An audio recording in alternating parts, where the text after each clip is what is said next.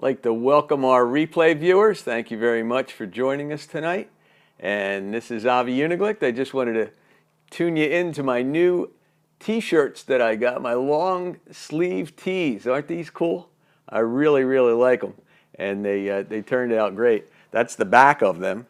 And what I have here is the front. And this is what you're seeing. And I also have them in red.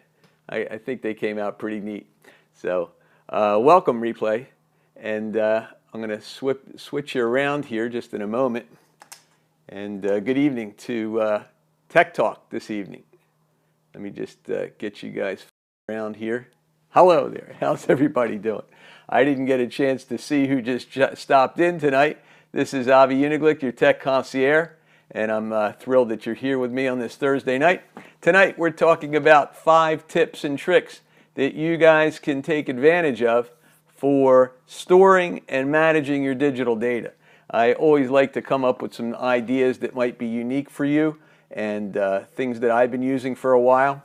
Did you see my new decal? I'm really excited about this. This is the new Tech Concierge with my logo. I'm going to be wearing these up at Scope Week, and I'm excited about that. I don't know why I don't see any activity here. Let's see what's going on. Okay, great. So speaking of Scope Week, that's going to happen next week from Tuesday until Thursday, and I'm looking forward to rubbing elbows with a bunch of people.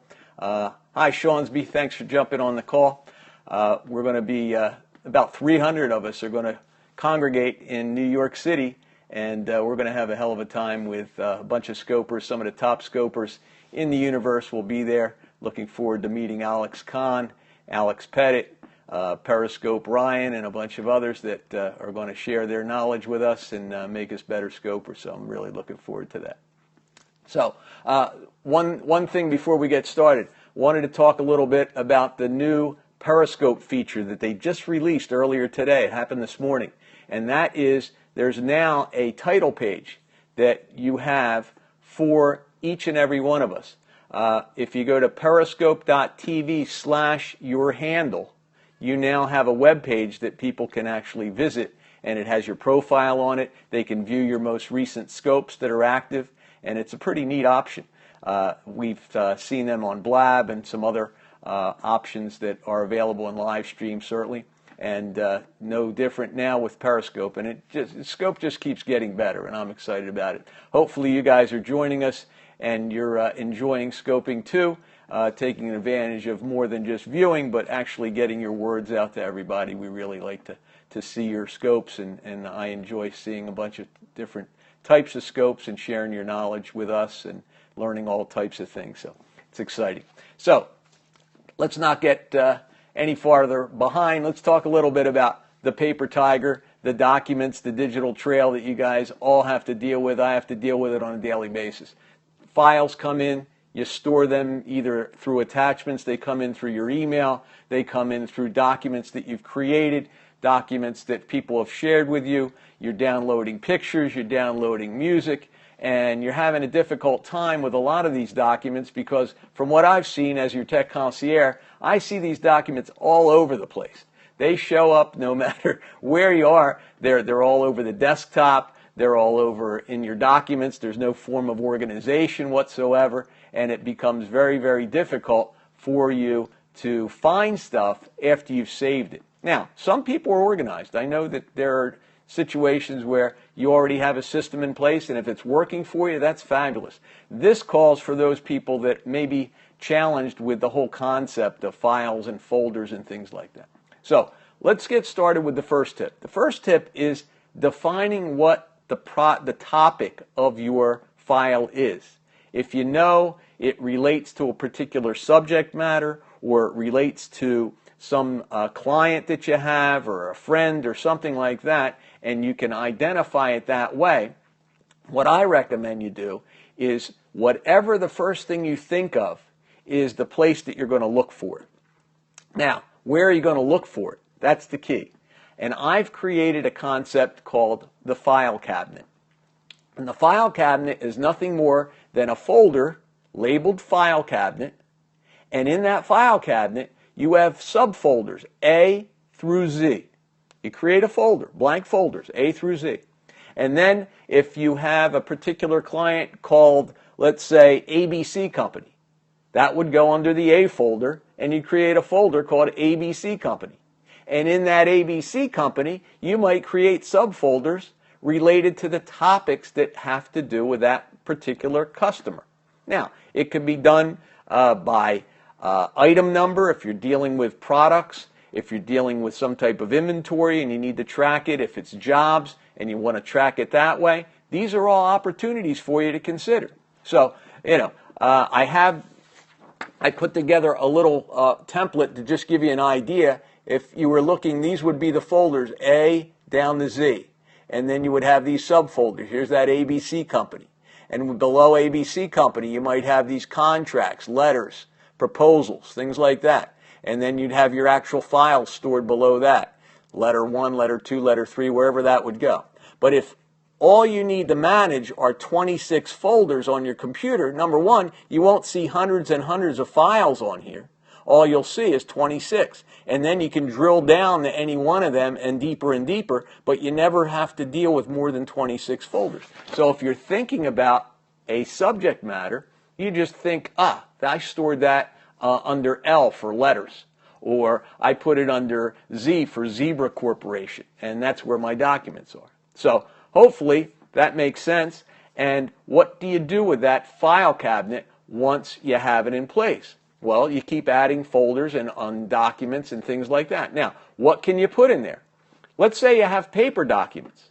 What do you do with paper documents? They can tend to pile up. I have clients that have tons and tons of investment in file cabinets. And the offices have to get bigger and bigger, and they go to office offline storage. They might buy a garage and put the file cabinets in. Why have to deal with that nonsense? Why not invest in a situation where you can eliminate the file cabinets, buy a good, decent scanner. I use just a portable scanner. This little guy here is very cool. This is by Neat, and Neat makes a very nice little scanner. They also make desktop scanners. If you're doing a lot of volume, you should invest in a higher end scanner. If you're in an office environment going through a lot of paper, this is kind of slow. This is great for little receipts. It's great for single documents. If you're going to feed a lot of paper through, you go to a more robust type solution. I love the Fujitsu ScanSnap series of scanners. They're very fast, they're very efficient. They can scan your documents to PDF documents, and you can store those PDF documents in that same array of file cabinets and call them all up. What else makes it beneficial is that you can take that entire file cabinet and back it up. And it's very easy just to take those that one folder called file cabinet, copy that whole thing out to your external. Now, you can also, tip number 5 is, you can take, after you've backed that all up and you're making sure that you have protection, because I always recommend back up, and back up. That's my motto. If you don't back up, you're stuck. You can get in a lot of trouble with technology, but having backups and multiple backups is the thing to do. Now, what do you do if you'd like to share that information with all of your other devices?